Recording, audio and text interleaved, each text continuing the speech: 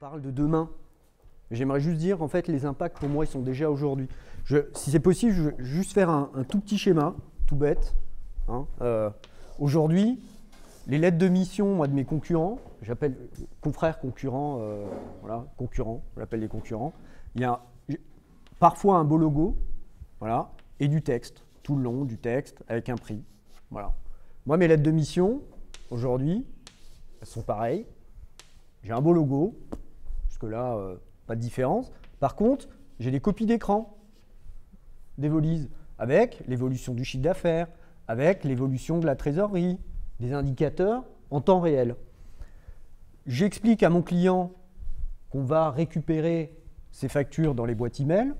J'explique qu'on va récupérer des factures dans des web facturiers. Et je lui dis, et en plus, tu auras accès à tout ça en temps réel. Et comme ces outils-là, les outils que j'utilise, Evolise, nous, on gagne en productivité, eh ben, je te facture moins cher. Et donc ici, c'est le même prix, moins avec 20% en moyenne. Ça veut dire que l'impact pour vous aujourd'hui, indirectement pour moi, je ne voulais pas présenter l'an dernier, Stéphane, je ne sais pas si vous vous souvenez, je ne voulais pas. Je dis, mais attendez, si je vais faire la promotion d'Evolise, je vais augmenter le niveau de concurrence. Bon, aujourd'hui, je suis un peu plus avancé, on s'est sectorisé, etc. Enfin, je peux le faire, mais l'an dernier, je n'étais pas à l'aise. Et donc, du coup, l'impact pour vous aujourd'hui, c'est que si vous êtes face à moi avec ce type de mission, vous perdez. C'est pas compliqué. Vous perdez à tous les coups. Et on a aujourd'hui, moi je me souviens, j'ai une salariée d'ailleurs qui est dans la salle et qui peut vous le dire, et on peut évoquer après des sujets de changement de comportement, etc. J'ai eu des concurrents ou des propositions sur des startups qui font entre 800 et 900 000 euros de chiffre d'affaires. J'avais en face des gros cabinets, ils sont venus à 3 avec la cravate, etc. Ils ne proposaient pas d'outils de ce type-là, ils ont perdu. Donc, et que ce soit des startups, des TPE, des PME, etc., c'est toujours la même chose. Ils m'expliquent, leur expert comptable met 15 jours à leur répondre, il n'y a pas de service, j'envoie des pièces et à la fin, j'ai une liasse fiscale. Moi, je leur dis, ce boulot, en fait, nous aussi, on va le faire. Mais l'effort qu'il y a à faire pour avoir ça, en plus, et en plus, le faire mieux, l'effort est minime. L'effort est minime, parce que dans la compta, dans tous les cas, on la fera. Donc pourquoi pas la faire plus régulièrement, la faire un tout petit peu différemment pour donner de la valeur au client. Et là, c'est plus du tout la même chose. Je ne vous vends pas une obligation de répondre à une obligation fiscale, je ne vous vends pas une réponse ou une taxe indirectement, je vous vends du service. Et là, clairement, ce n'est pas demain ou après-demain, c'est très juste, l'intelligence artificielle, le temps que ça arrive, enfin... Voilà. Par contre, ce qui est concret, c'est effectivement, je sais pas, Karen, elle travaille sur un dossier, une société, une start-up qui fait à peu près 2 millions d'euros de chiffre d'affaires, digitalisée, voilà, on a créé une boîte mail compta@client.com, on a à peu près 70% des factures qu'on n'a pas à demander aux clients. 70% des factures, on les a récupérées automatiquement, ça passe dans Evolise, c'est scanné, enfin il y a l'OCR qui passe dessus, ça marche pas, bon, on complète, mais au moins on ne va pas diriger le client, donc on le libère d'un certain nombre de tâches administratives et on gagne du temps. Et nous, effectivement, ce qu'on propose, c'est effectivement notre offre, elle est en amont aussi, elle est aussi sur la gestion, et elle est aussi sur du reporting investisseur ou pas, mais généralement investisseur, et de la DAF externe. Des business plans, des recherches de financement, etc. Parce que j'étais au DAF auparavant. Et donc du coup, tout ça juste, le schéma est dégueulasse, je suis désolé, enfin, il n'est pas propre, mais pour vous dire que quand vous avez une propale comme ça en face, vous allez perdre, que ce soit moi ou un autre, hein. Mais c'est évident que vous allez perdre. Parce que là, il y a de la valeur, là, il n'y a pas de valeur. Là, on répond à une obligation, là, on apporte du service. Et la différence entre répondre à l'obligation et apporter du service, elle est minime parce que dans tous les cas, vous allez sortir ces comptes. Dans tous les cas, vous allez les sortir. Et pour la traduire en langage client, l'effort est minime et donc ce type d'outil vous permet de pouvoir répondre et de transformer cette obligation en service client, en gagnant du temps, en étant un peu moins cher, donc plus compétitif. Et donc, du coup, dans la partie C additionnelle présentée par François avant, moi, je rajouterais C additionnel du chiffre d'affaires qui rentre. Parce que ce que les experts comptables vivent, ce qu'ils vivent à aujourd'hui, et comme c'est généralement pas suivi, c'est, je pense, qu'il y a une déperdition de clients qui est un peu plus rapide qu'avant parce que les clients commencent à entendre parler de ces plateformes, parce qu'il y a de la pub là sur BFM. Alors, ce n'est pas Evolise, mais il y a d'autres outils qui en font la publicité. Je vous dirai après pourquoi j'ai choisi Evolise. Les clients commencent à en parler, même si ce n'est pas leur sujet de prédilection, et donc ils vont se dire bah, c'est quand même bizarre, je vais quand même regarder. Moi, j'adorerais avoir le suivi de mon chiffre d'affaires, l'état de mes créances clients, faire 2 clics, les relancer. Aujourd'hui, comment font la plupart des clients? Ils font des factures sous Word où ils ont un ciel compta qui n'est pas lié, enfin un ciel gestion commerciale qui n'est pas lié à la banque. Donc le suivi il doit prendre son relevé, il doit cocher Excel ou il doit le saisir dans ciel. Enfin, c'est une tannée. Là, il n'a plus à le suivre, ça se fait automatiquement. Il fait sa facture, récupère les flux, le flux se lie à la facture et c'est plié, il peut relancer ses clients. Et ça, c'est un indicateur à aujourd'hui que toutes les TPE ont besoin. Alors peut-être pas l'artisan, peut-être pas le boulanger, voilà, mais les sociétés ont besoin au moins de suivre au moins des indicateurs clés qui sont présentés sur un tableau de bord d'Evolise. Voilà. Et ça a déjà de la valeur. Donc ça, c'est pas demain, c'est aujourd'hui. Donc soit vous ressentez déjà, soit des cabinets qui l'ont ressenti, il y a une déperdition, une érosion naturelle un peu plus forte qu'avant parce que les clients commencent à savoir que ça existe. Et s'il y avait des tableaux, s'il y avait un CRM propre dans les cabinets, on verrait que le taux de transformation a chuté. Parce qu'en face, il y en a de plus en plus.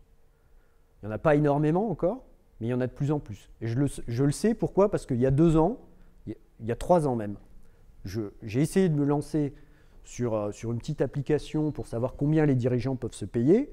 Donc, j'ai screené tous les acteurs qu'il y avait sur le marché, donc j'en avais une 50aine. Donc à l'époque, j'avais screené aussi les experts comptables qui ont développé leurs propres outils, que sont ECL, que vous connaissez peut-être.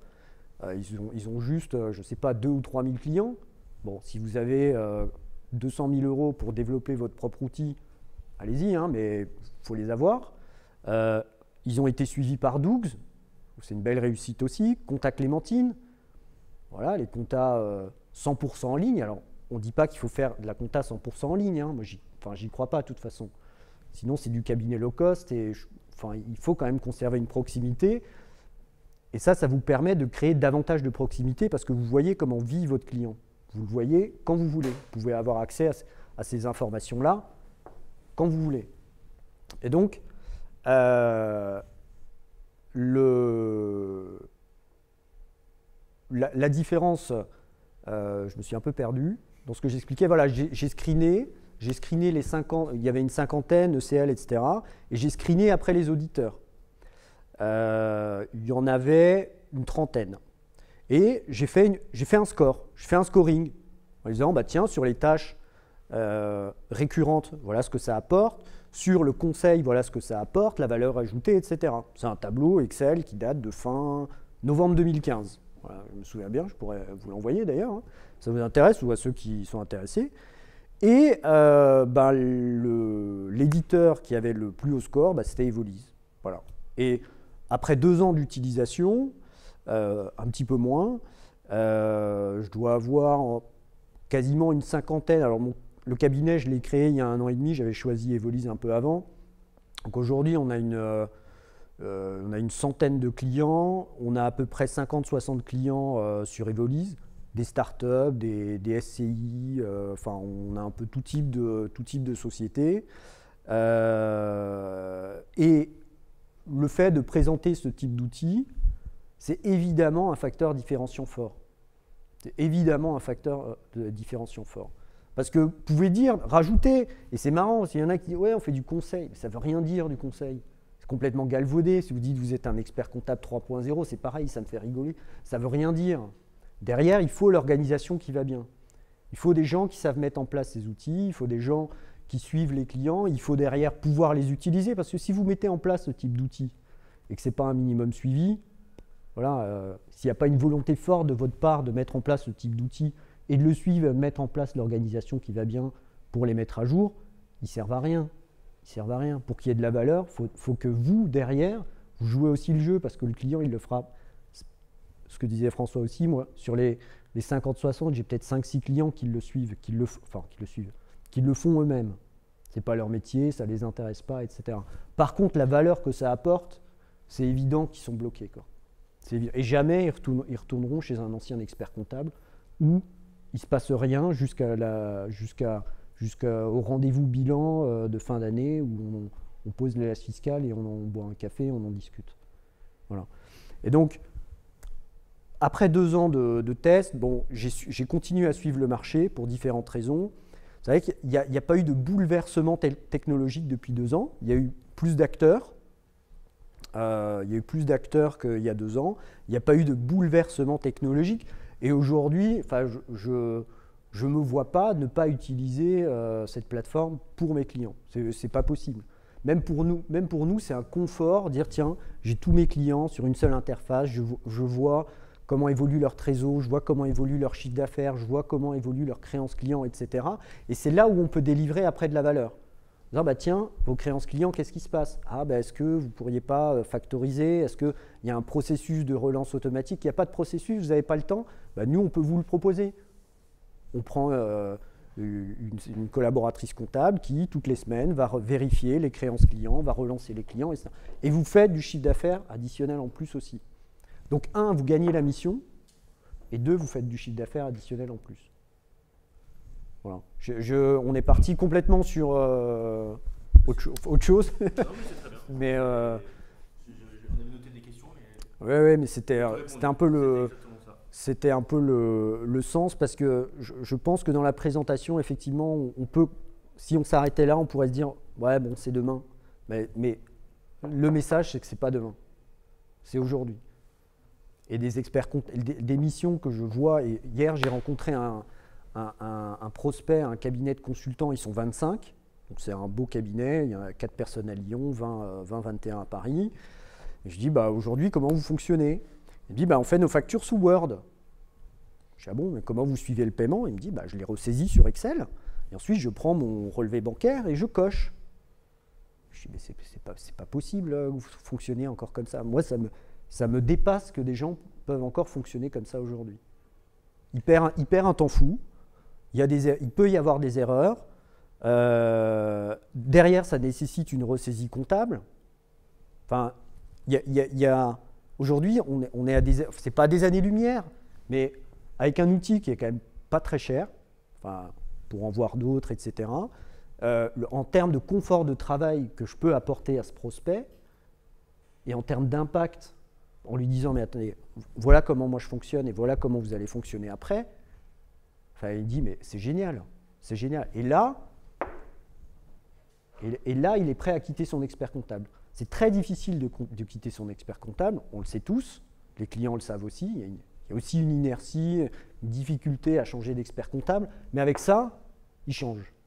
En disant, mais attendez, j'ai rien durant l'année, là j'ai un tableau de bord, ça ne me coûte pas plus cher, je peux suivre mes clients, les relancer, j'arrête la galère de mes factures en fichier Word, je peux intégrer des notes de frais, je peux intégrer des applis, etc. Je gagne un confort énorme, je gagne du temps de travail, je gagne du confort, mes salariés aussi, je gagne en visibilité et je ne paye pas plus cher. Pourquoi je resterais chez mon expert comptable? Parce qu'il est gentil, parce que c'est devenu un pote, et ça. Bah oui, mais au bout d'un moment, le dirigeant il va se dire non, maintenant ça suffit.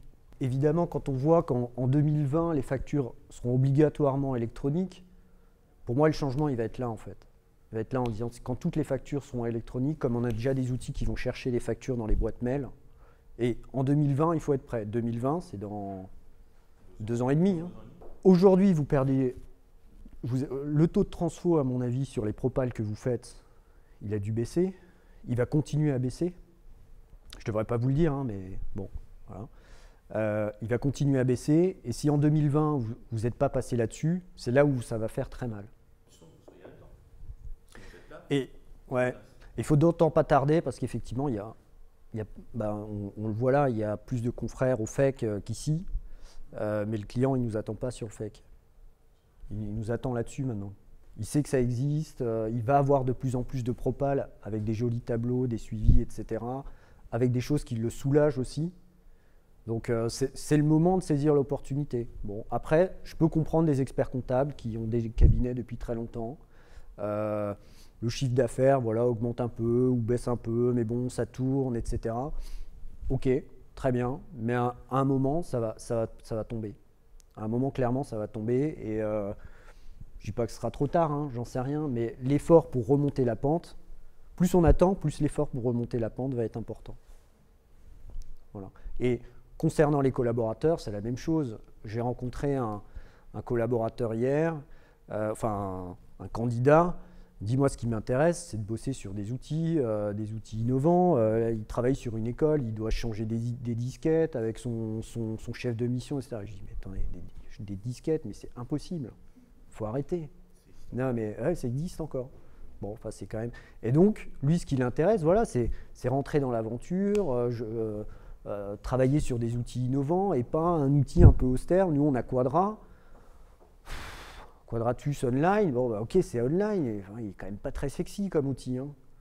Et puis quand on se tape de la saisie au kilomètre, de tas de factures qui arrivent dans des cartons, mais les jeunes, ils veulent plus ça, c'est fini. Là, tout est numérisé, ils ont la facture à côté, la moitié est déjà saisie, et puis on avance. Et après, il peut discuter avec le client, dire, tiens, votre chiffre d'affaires, l'encaissement, tiens, on a vu qu'il y avait des... Même votre collaborateur, il peut...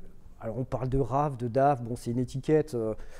RAF, DAF, pour le faire, c'est un métier. Voilà, il faut préparer son cerveau, c'est un autre métier. Mais sans aller jusque-là, le collaborateur peut ensuite prévenir son client, dire attendez, vous avez des créances clients qui sont quand même assez élevées, donc vous voyez, votre trésorerie, elle est un peu juste. Plutôt que d'aller demander des prêts ou aller taper dans le découvert, relancez vos clients. Ah oui, j'ai pas le temps, mais écoutez, moi je peux le faire, j'en parle à ma chef de mission, je vous fais une proposition, ça dure 2 heures par semaine, et je vous relance vos clients, je peux même vous les faire si vous voulez, vos factures. Ah bah ok, ça marche. Vous voyez, donc après, ça ouvre le champ de ce que nous on appelle l'externalisation de services financiers. C'est-à-dire, on propose un package global, et le client, il prend ce qu'il veut, à la carte, en disant, tiens, je veux un peu de gestion, je veux un peu de reporting, les payes évidemment je vous les laisse, la compta évidemment je vous le laisse, mais ensuite on peut compléter l'offre en fonction de son besoin. Voilà.